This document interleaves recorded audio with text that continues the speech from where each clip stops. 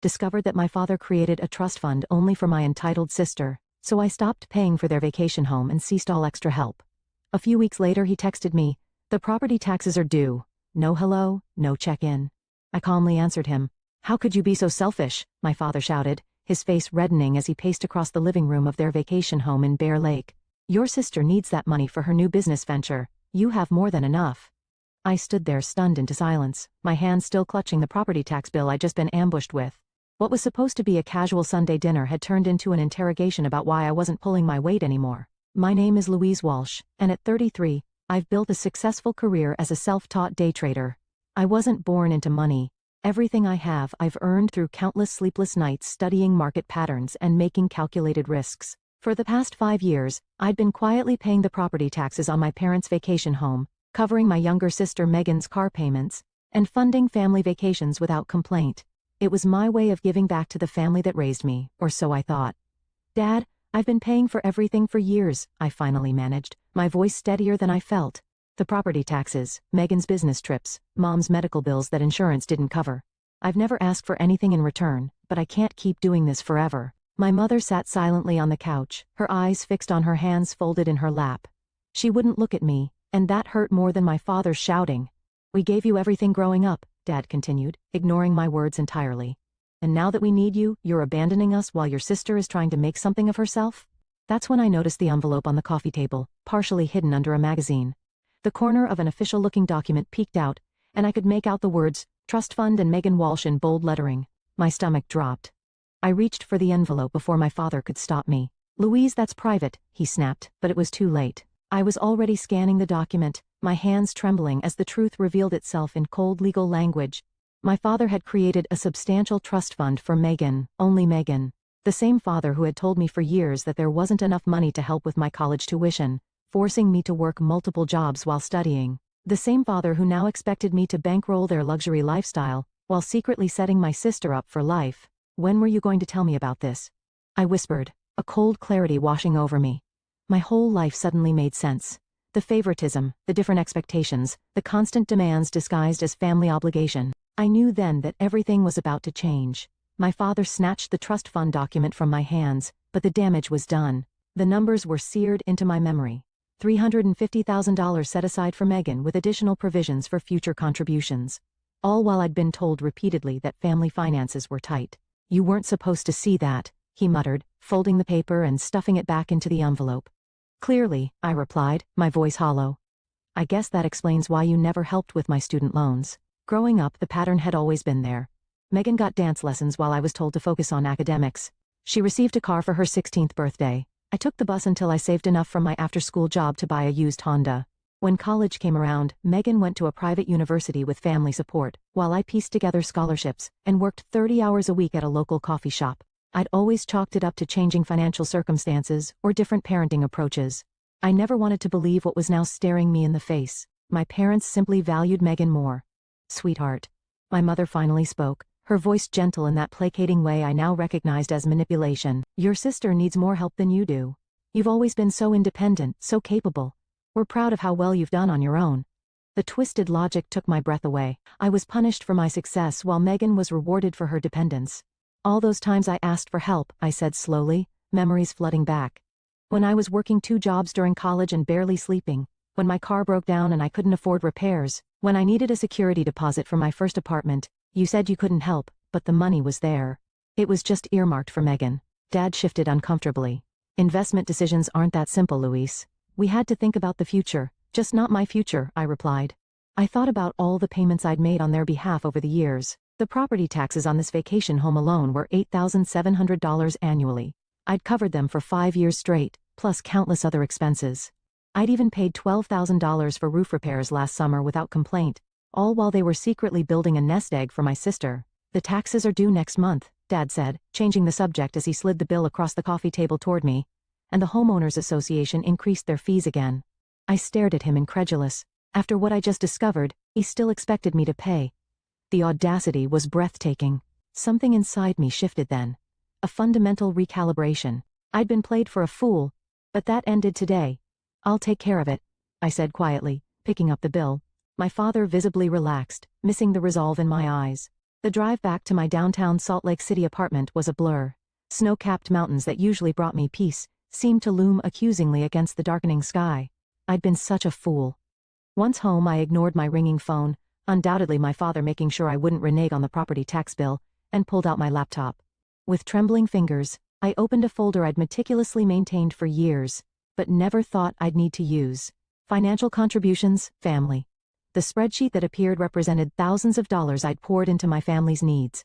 5 years of property tax payments, $43,500. Megan's car payments I'd taken over when she claimed she couldn't afford them, $17,680. The new roof on the vacation home, $12,000. Medical expenses for my mother's knee surgery, not covered by insurance, $8,200.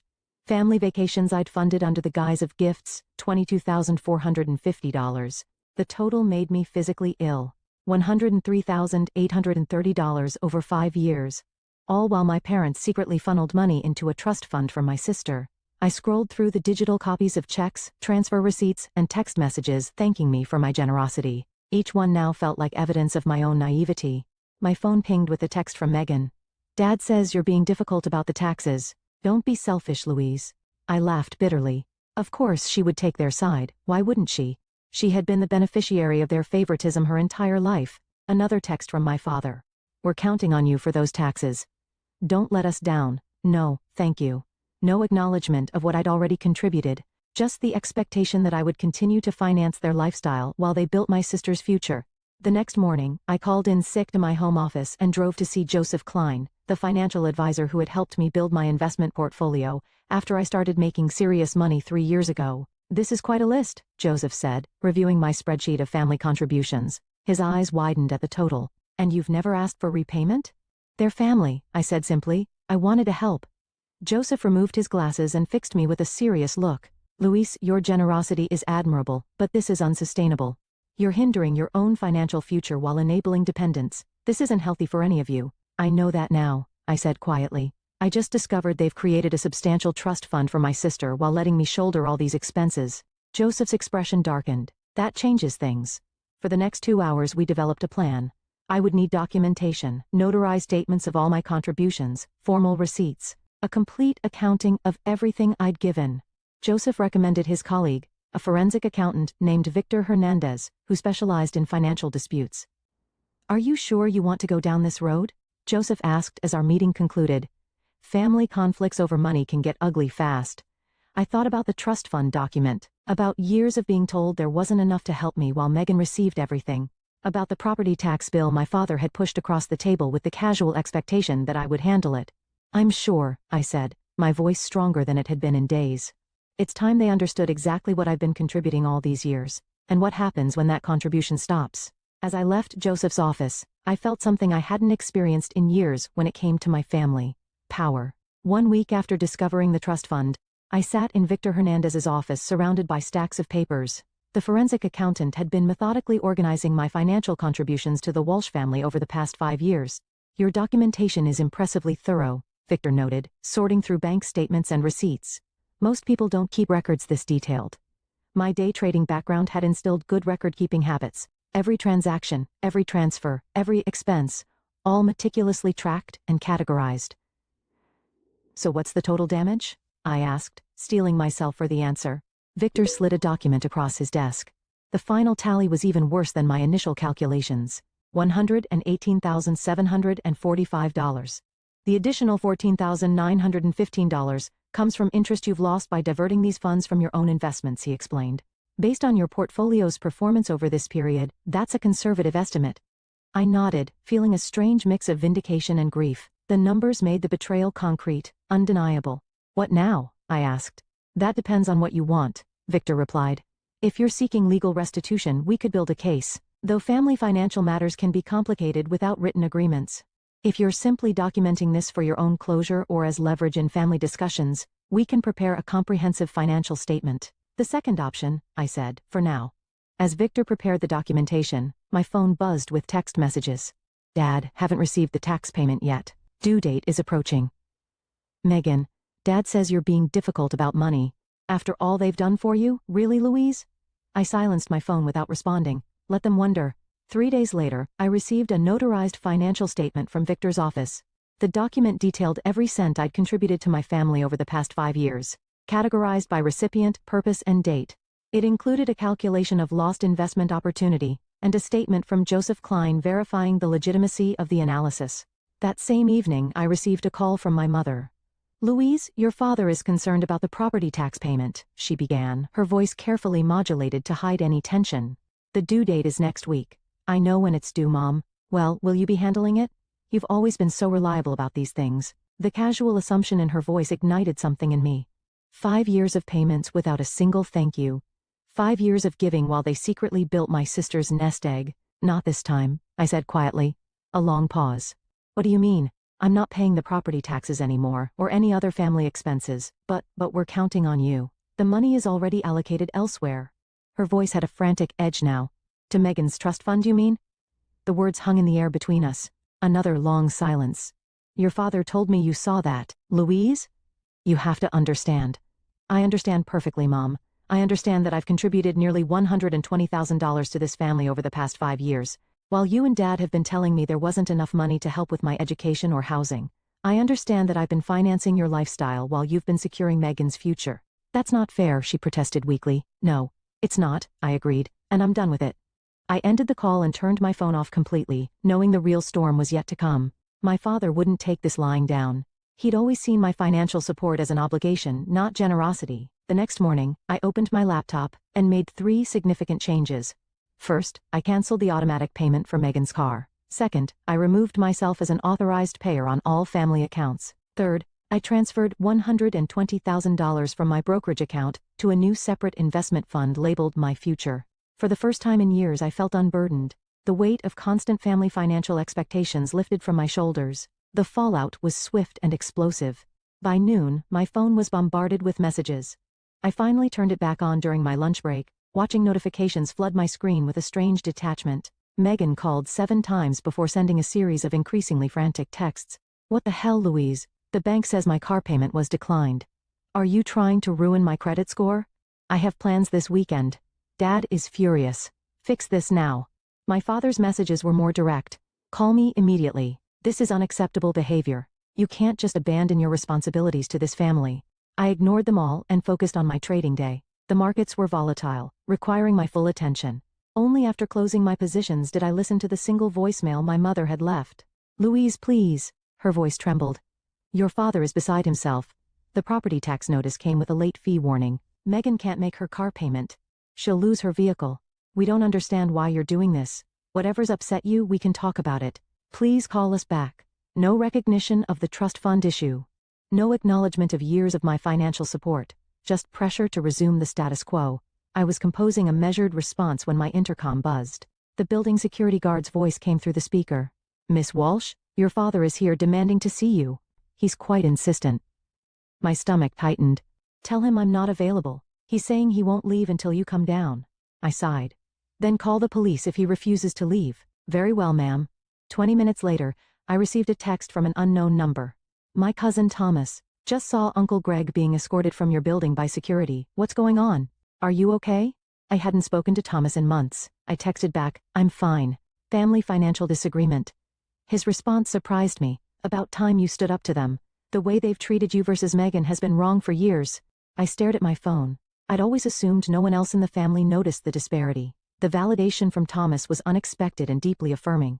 My doorbell rang at 7 p.m. I checked the peephole to see Megan standing there, arms crossed, foot tapping impatiently. I opened the door but blocked the entrance. "What do you want?" "What do I want?" she repeated incredulously.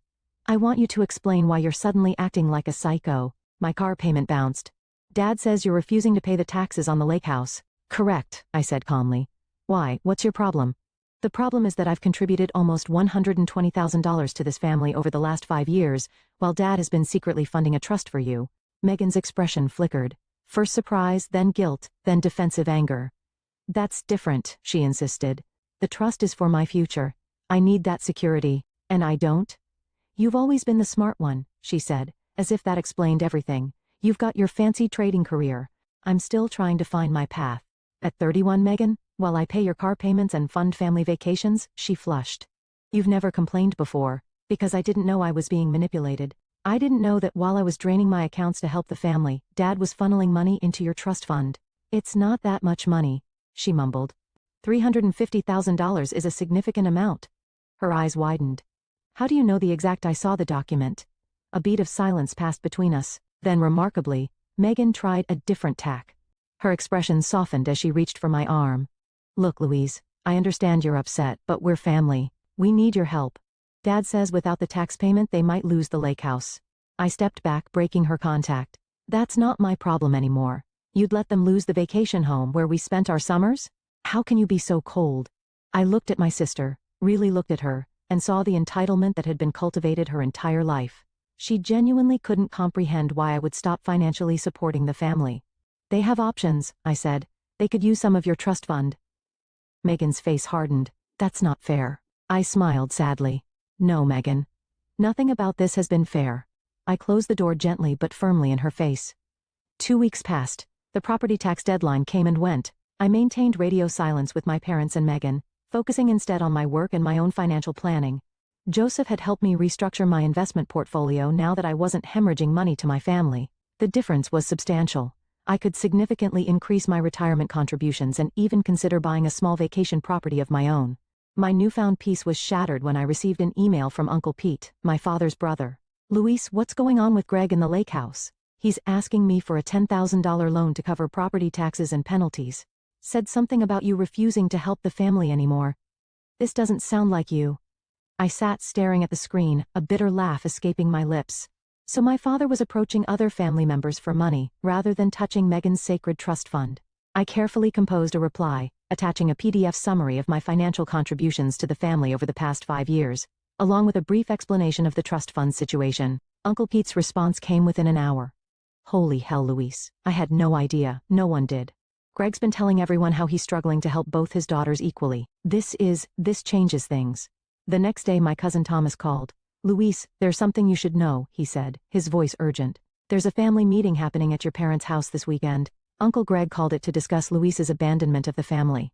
He's trying to rally everyone against you. My stomach tightened. Thanks for telling me. There's more, Thomas continued.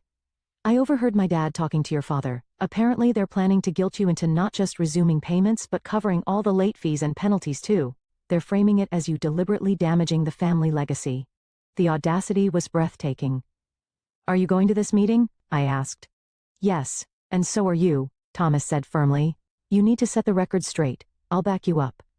I agreed, though anxiety turned in my stomach. Confronting my father with the extended family present would be challenging, but perhaps necessary.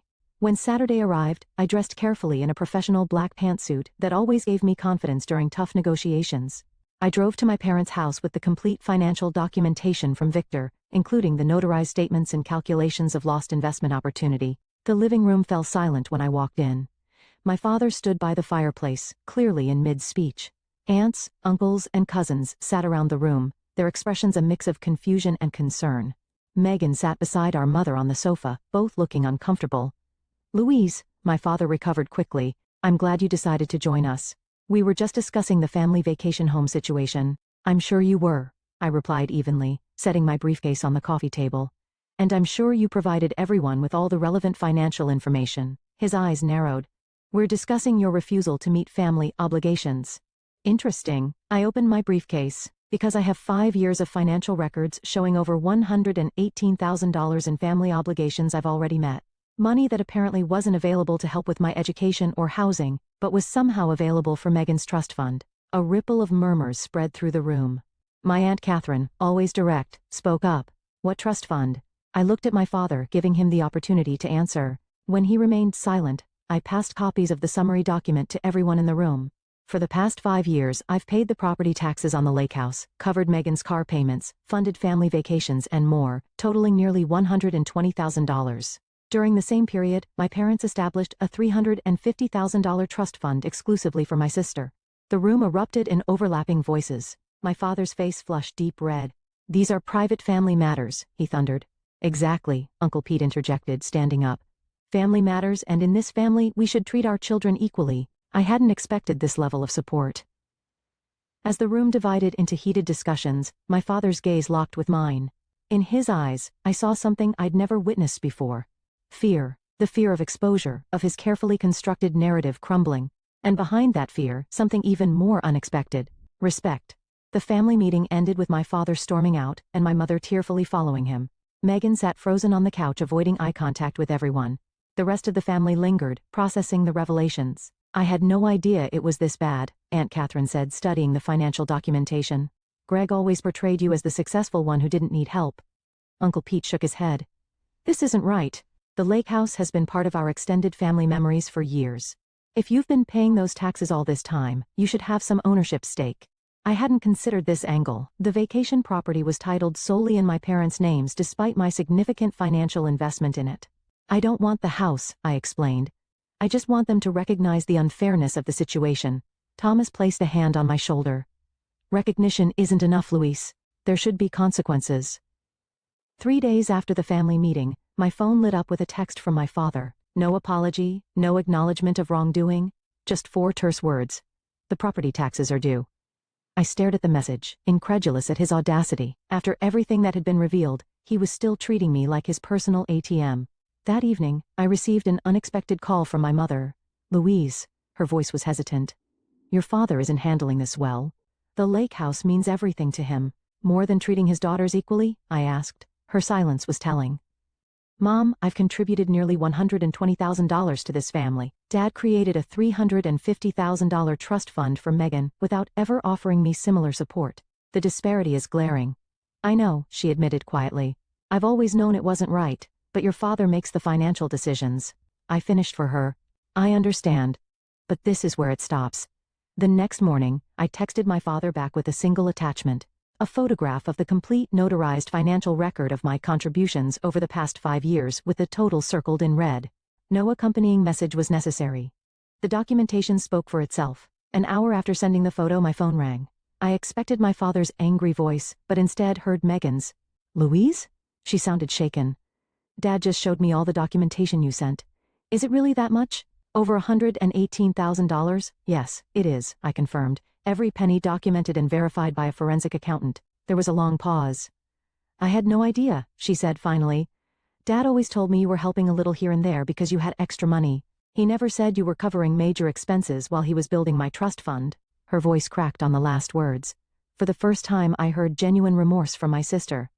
Louise, I don't know what to say. I feel terrible. It's not entirely your fault, I conceded. Dad created the situation, but I benefited from it, she said. And I never questioned it. I just assumed I deserved the help. Another long pause followed. Then Megan surprised me. I'm going to fix this, she declared. It's not right. Before I could ask what she meant, she hung up. The next day, I received formal documentation from my father's attorney. The property taxes on the lake house had been paid in full, along with a legally binding amendment to the ownership. I now owned a 25% stake in the property. Attached was a note from the lawyer explaining that Megan had insisted on using funds from her trust to cover the taxes and legal fees for the ownership transfer. My phone buzzed with a text from my father. This wasn't necessary. Family helps family. I didn't respond. His message revealed that he still didn't understand or refused to acknowledge the fundamental unfairness of his actions. Minutes later, another text arrived. This one from my mother. Your father is struggling with this, but I want you to know I'm proud of you for standing up for yourself. I should have done the same years ago. That evening Megan called again. I've asked Dad to split the trust fund equally between us, she said. He refused at first, but Uncle Pete and Aunt Catherine backed me up. He's meeting with his financial advisor tomorrow to make the arrangements. I felt a weight lifting, not because of the money itself, but because of what it represented. Acknowledgement, fairness, respect. Thank you, Megan, I said sincerely. No, she replied. Thank you for finally making us face the truth.